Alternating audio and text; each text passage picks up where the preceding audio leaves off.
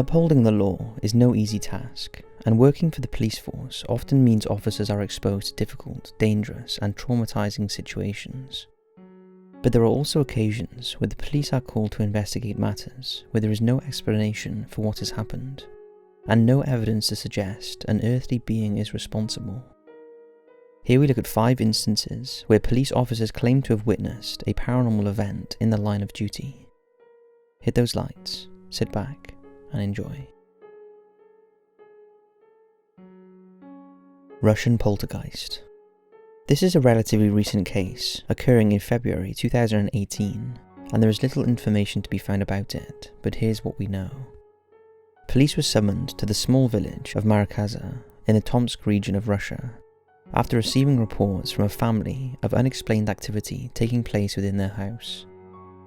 The couple and their 15-year-old son claimed that furniture, books and kitchenware had moved about the residence of its own accord, with a knife becoming embedded in a wall after flying across the room.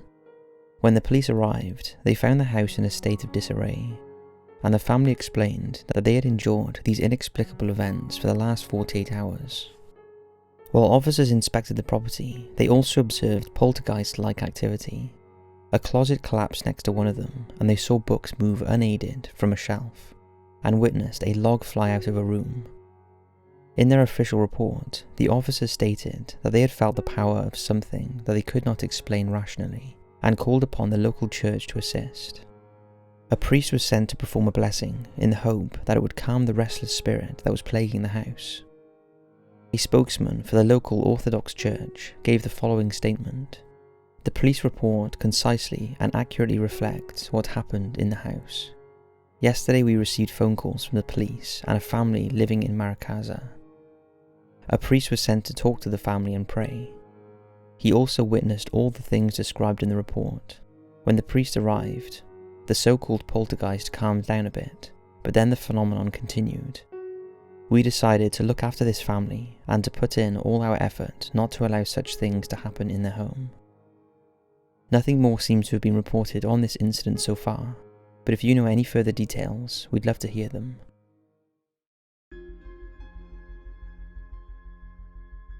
Capitol Theatre in Salt Lake City. The events that reportedly occurred at the Capitol Theatre in Salt Lake City are particularly fascinating, as they were experienced by not one but 3 officers. In August 2006, Officer Dave Murphy was tasked with ensuring the security of the Capitol Theatre.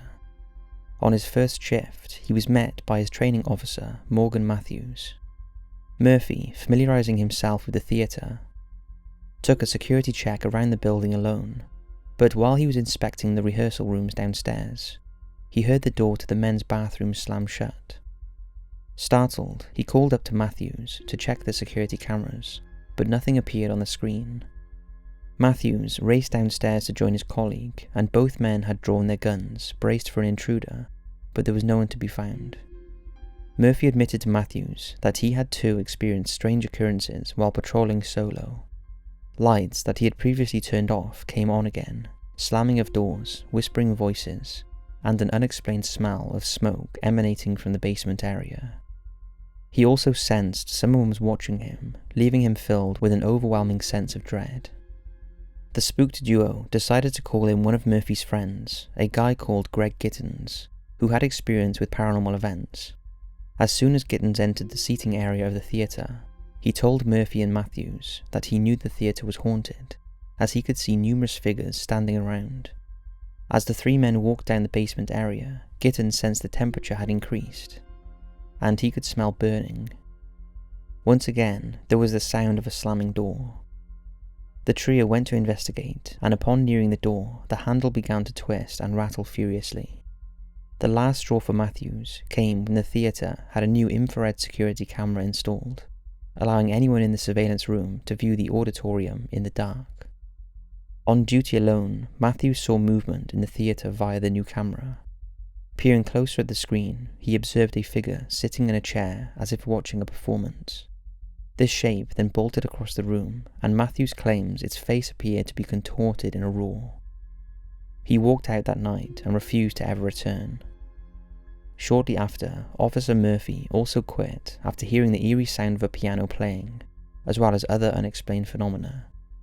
A third officer was brought in. His name was Josh Thomas, and on his first night, Officer Murphy decided to phone in and check on his replacement. He found Thomas confused, as he reported that the elevator seemed to be moving floor to floor without being requested. Murphy drove over, and the two proceeded to check the building. At one point, Thomas heard whispering voices behind him, and assumed that it was Murphy messing around, and muttered to the officer to stop it. However, Murphy wasn't behind him, and was in fact searching some distance away from him. They continued to search when Thomas suddenly caught a glimpse of a figure with dark, deep eye sockets flit past him. Though Murphy didn't see the apparition, he too has seen ghostly forms move about the building in the past, and both men decided to vacate the area. Murphy decided to investigate the strange events that were taking place, and an ex-employee supplied him with some useful information pertaining to the theatre's history. The Capitol Theatre was built in 1913 in the place of an opera house, which had burnt to the ground on July 4, 1890. The theatre was originally built for vaudeville performances, before movies started being screened there in the 1920s. Once more, a blaze broke out on the premises in 1949, strangely enough, again on July 4th. 600 people were evacuated, but one 17-year-old usher named Richard Duffin, who had been working at the theatre for just a few weeks, didn't make it out. He died of smoke inhalation as he attempted to put out the fire, which had started in the basement, and for which the cause has never been determined. It's thought that Richard is the restless spirit that roams the Capitol, and who continues to haunt the theatre to this day, as attested by a variety of staff that work there. The possession of Don Decker. The case surrounding Don Decker occurred in February 1983, and 9 eyewitnesses, including 2 patrolmen and a warden, have spoken about what they saw. In Stroudsburg, Pennsylvania, Don was serving a sentence for receiving stolen goods, when he received news that his grandfather, a man that had physically abused him as a child, had died. Don, secretly glad that his tormentor could no longer harm him, wished to attend the funeral and was given a weekend pass to do so. He was permitted to stay with his friends Bob and Janine. It was on arriving Bob and Janine's house after the service that Don's behaviour and what occurred around him began to manifest. When washing his hands in the upstairs bathroom, Don started to experience an odd sensation. He felt a chill and later explained that it was as though all the air had been sucked out of the room. Disturbingly, he claims to have seen the face of a man at the window before being attacked by an unseen entity, which left his arm scratched and bleeding. Shaken, he returned downstairs to eat supper with his hosts. The household later noticed that the atmosphere had become cold before realizing that water was seeping down the walls. Assuming there was a leak in the pipes, the couple called their landlord Ron. Upon arriving, Ron assured them that there were no pipes in the area the water seemed to be emanating from, and after checking the property for any source of the leak, the water was continuing to flow, but it was now coming up through the floor too. A confused and frightened Bob called the police, and patrolman Richard Walbert was sent to investigate. After an apprehensive Walbert entered the residence, he was soon drenched by the water that was dripping from the ceiling, and he witnessed the liquid defy gravity as a large droplet moved horizontally through the air. Soon the group were joined by Officer John Barjan, who was similarly baffled by what he saw, and claimed that it was enough to make his hair stand up on end. Don, who by this time had entered a trance-like state, was gently ushered out of the house, and the group went over the road to a restaurant owned by a lady named Pam. However, as Don sat down at the table, water started to fall in the eatery too. Noticing Don's strange behaviour, Pam grabbed a crucifix kept near the register and pressed it to Don's skin. Don reacted in a startling fashion, and it was clear to them all that it had burned his skin.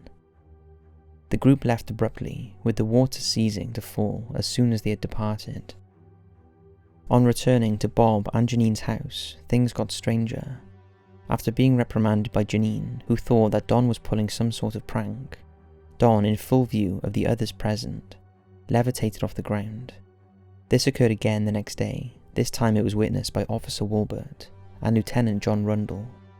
Rundle later gave testimony to the incident, claiming that all of a sudden Don lifted up off the ground and he flew across the room with the force as though a bus had hit him. There were 3 claw marks on the side of his neck which drew blood. I have no answer for it whatsoever, and I just draw a blank, even today. It came time for Don to return to prison, but upon entering his cell, water once again started to saturate his surroundings, flying in all directions. Don realized that he could control the rain and told his guard as such. He responded, jokingly, that if he could, then he should attempt to make it rain in the warden's room. The guard then went to find the warden, a man named Dave Keenhold, and was alarmed to see that he had a wet shirt. The two went to see Don in his cell, by which point Don's cellmate had become frightened and was begging for help.